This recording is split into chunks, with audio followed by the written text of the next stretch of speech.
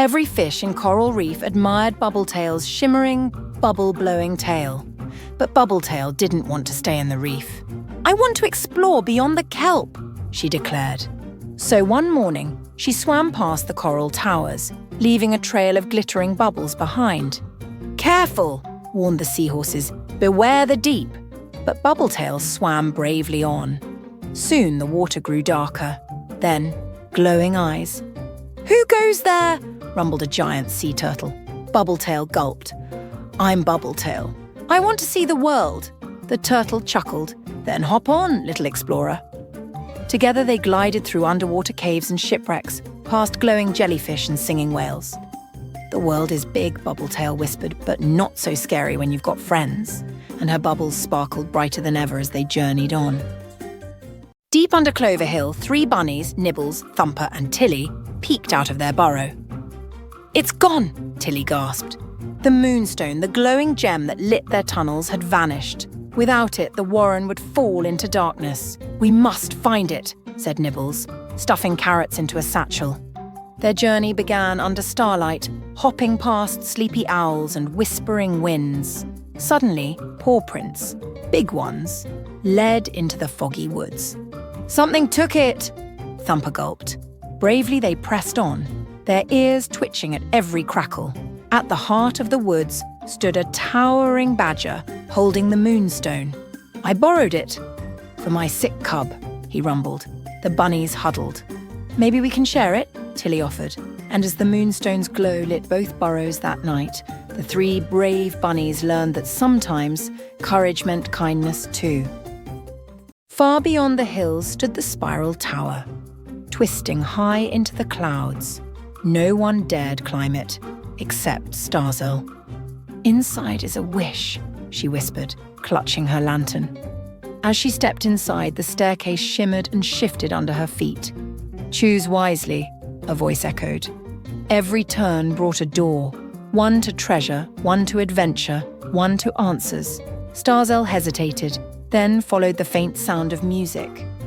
Up and up she climbed until she reached a tiny window at the very top.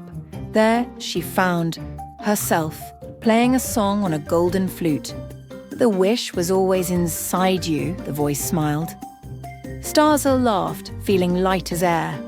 As she played, the tower's walls unfolded into bridges of light, leading to dreams she never dared imagine. In a dusty attic, Dostella found a pair of old sneakers glowing faintly under moonlight. She slipped them on, and they hummed. Suddenly, she floated an inch above the floor. "Cool," she laughed, twirling, but then the sneakers sprinted out the window. "Hey, who's driving these?" she shrieked as they dashed across the rooftops, over fences into the sleeping city. The sneakers stopped before an old shoe store. Inside, shelves shimmered with glowing shoes. "You're the chosen walker," whispered a voice. A tiny cobbler stepped out, smiling. "These sneakers only fit those meant to walk between worlds." Dostella's eyes widened. "Worlds?" The cobbler nodded. "Tonight, we need you." And as the sneakers laced themselves tighter, Dostella stepped forward, ready for an adventure she never imagined. Zeke never liked his backyard. "It's boring," he sighed. But one morning, he spotted a strange vine curling up the fence. It shimmered like soap bubbles. "Weird?" He poked it. And pop! A giant bubble grew from the vine and swallowed him whole. "Whoa!" Zeke floated up, the bubble carrying him over rooftops. "Okay, this is not boring anymore," he laughed.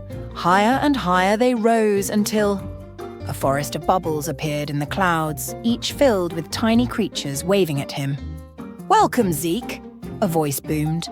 "The bubble vine chose you to save us." "Save you?" Zeke blinked. But before he could ask more, the bubble began to wobble. "Hold on," the voice cried. "The bubble storm is coming." And with a pop, in a quiet workshop, Rusty the robot stared at a blank wall. "I wish I could paint," he sighed, "but my hands are too clunky." Suddenly, a tiny bee with a paintbrush for a tail buzzed in. "Need help?" she asked. Who are you?" Rusty blinked. I'm Beely, the painter bee. I make colours where there's none. She zipped around, splashing blues and yellows across the wall. Wow, Rusty gasped. Teach me. Sure, Beely grinned, guiding his metal fingers.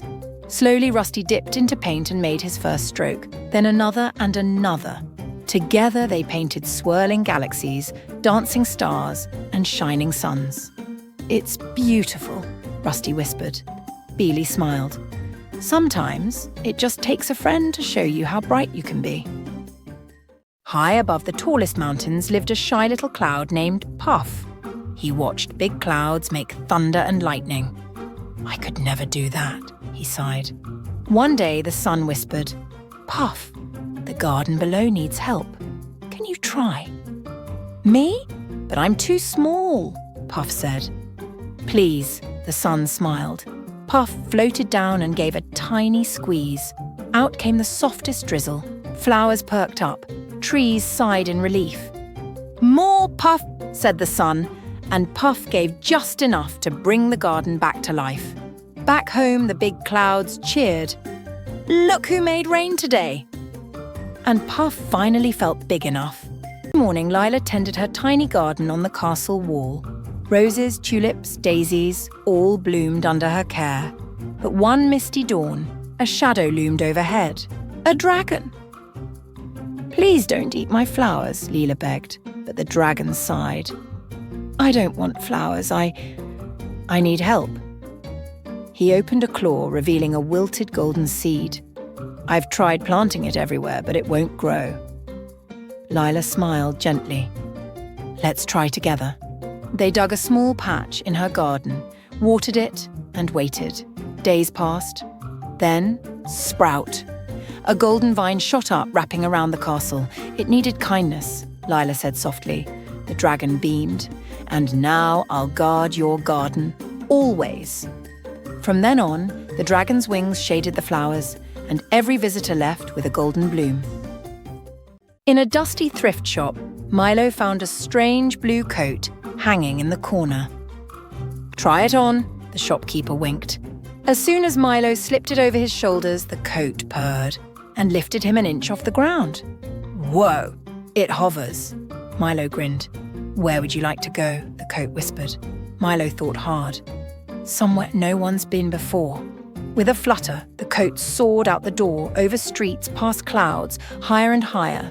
They zipped through rainbow storms and cotton candy skies until they reached a floating island with doors hanging in midair. Choose a door, the coat said softly. Milo reached for a shimmering silver one, but suddenly, all the doors began to glow. Each leads to a different adventure, the coat whispered. But you can only pick one tonight.